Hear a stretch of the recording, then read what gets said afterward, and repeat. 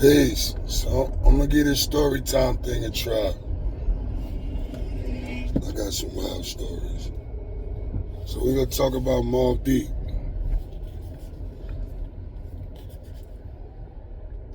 Sleep Well, Prodigy. One of the dopest MCs ever. Definitely the voice of my late teens and early adulthood. So this was years ago. I was in the studio with Flip Mode, the Soundtrack Studios with Flip Mode and Baby Sham actually brought me around, who I met through DJ Lazy K. So Baby Sham brought me around when they was, recording this shit and the soundtracks and after a couple of situations, Busta asked me did I want to sign a Flip Mode. I actually had an active open case and I had to go do shop boot camp. So it was like 6-8 months. I ended up doing 8 months. But Busta was like, yo, I can't sign you then. Keep writing. Come see me when you get home. I was like, yeah, all right, cool. So Busta had the A and the C rooms in the studio. MOBB DEEP had the B room. So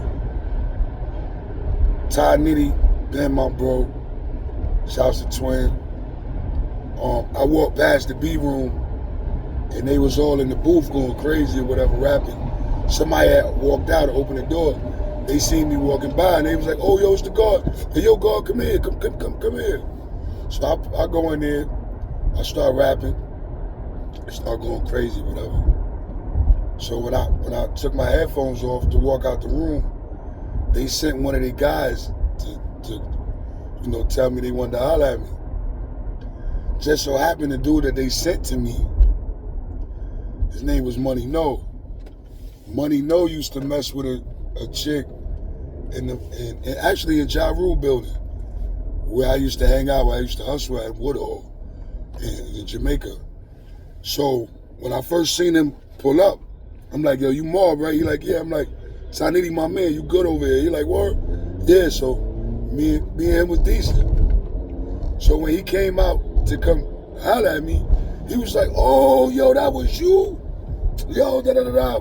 He brought me inside and was like, hey, yo, P, this the dude from Jamaica that be holding me down. So he was like, what?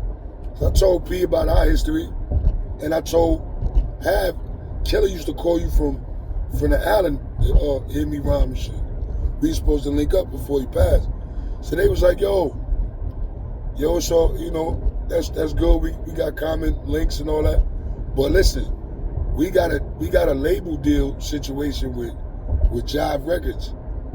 And I said, yo, before y'all do all that, I gotta go do this little shop boot camp shit. So I'll be home in a couple of months. Like, I'm getting ready to go like any day now. So Havoc was like, yo, do 2 records, come back on Thursday, do 2 records, and by the time you come back, by the time you get home, the ink could be dry on our deal, you'll be the first artist out. So, I'm on cloud 9, like I just got shot down and I got pulled up in a matter of minutes. So I'm sitting there chilling and so 2 females walk in. One, you could tell she was the homegirl. The other girl was cute. She was pretty nice. Body was right and all that.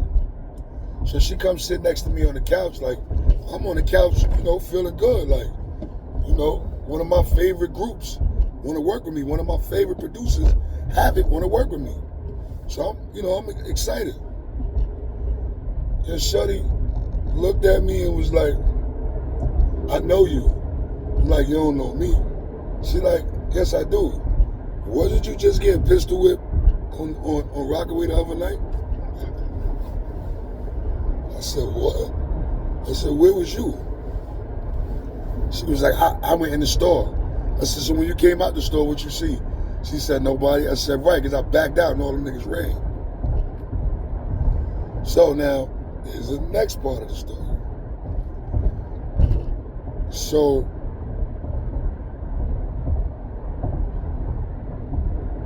I was on Rockaway and I had a little weed thing going or whatever. And the dude that I had, you know, he was riding around on a bike. He would get the people would come back to me and get the bud. The dudes from the buildings on Sufton and Rockaway was messing with him. He was a bird. So they was messing with him. So I came down and talked to one of them, Naki, matter of fact. And I gave him a pound and gave him a bag of weed, not knowing that he ain't smoked. And he left. And he came back with like 8 dudes. So when he came back, I came down because I was on the roof. I came down, I was like, yo, what's good? I thought we talked. I thought we was good. He was like, yeah, you know what I'm saying? Meanwhile, they walking closer. He jumped and one of them jumped and pushed me up against the fence. They pushed my back up against the fence. Like, you know, the door, the fence that closed in front of the stores. So when he backed me onto the fence, they surrounded me and everybody backed out.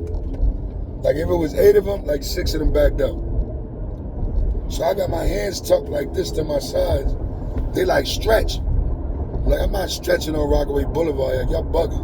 I ain't no sucker. I ain't stretching. So yo, they stretch. They like fake patting me down. And then somebody did hit me in the back of my shit with hit me in the back of my head. So I'm like, all right, this what y'all want then. All right, cool. I'm talking big stuff. Like I'm a little wild at the time. So the kid to my right said, move, I'ma shoot him. So when he said that, I grabbed the dude to my left and threw him at the kid to the right and backed out. When I backed out, all of them ran. One of them bent down and let one go, and he got up and ran. So now, funny thing is, when I was up top, I ran into somebody that was there. Actually, I ran into the dude that let that one go. What up, G? I ain't gonna say your own name, but what up, G? But so, you know, he confirmed the story. Like, nah, they talking to this dude like it's a rap video the whole time. He holding. So all right, now that's the second part of the story. Now the third part of the story is when I was preparing to go out there to do what I was doing, I got all my stuff prepared and you know, I situated my situations. So my man brother, who was not a street dude, he was like, yo, you shouldn't do that. You shouldn't do that. You should leave that for a split second to think. And I explained to him, this ain't no rap video. By the time I back that out, it's up. You don't have time to make the noise and all that. When you back out, you're supposed to be letting go. So, like I said, when I grabbed the dude and pulled him, they all ran and they wouldn't go off. I'm clicking the safety and all that, it wouldn't go off. So, mind you, this dude is sitting across the street watching this whole thing happen, my man brother. So, what happened was, I prepared myself and I went in the bathroom. While I was in the bathroom, he unprepared it. Like he took the top out. He unprepared it. So when that happened, and it was time for me to get active, I didn't know that it wasn't, you know what I mean, ready, because he had made it unready. And he watched that whole shit happen and never said nothing. Never screamed across the street, cocking, nothing. Never said nothing. Watched the whole situation play out. In hindsight, it played out how it played out. Ain't nobody get hurt. You know what I'm saying? That thing been squashed. It wasn't about nothing. Like, I wasn't even mad at them. Like, it was their neighborhood. Then you got a Brooklyn dude around the corner getting money and stepping in niggas about beef. So they did what they were supposed to do for their neighborhood. You know, I mean, that's what we was doing back at the time. So, you know, it wasn't, you know, no big deal, but it's a crazy story. It's a crazy story. And I mean, to round up the whole story, that was on like a Sunday, Monday in Soundtrack Studio. Havoc told me to come back on Thursday and record 2 songs with them. I got remanded on Tuesday, so that's how that went. It's my MOBB Deep story.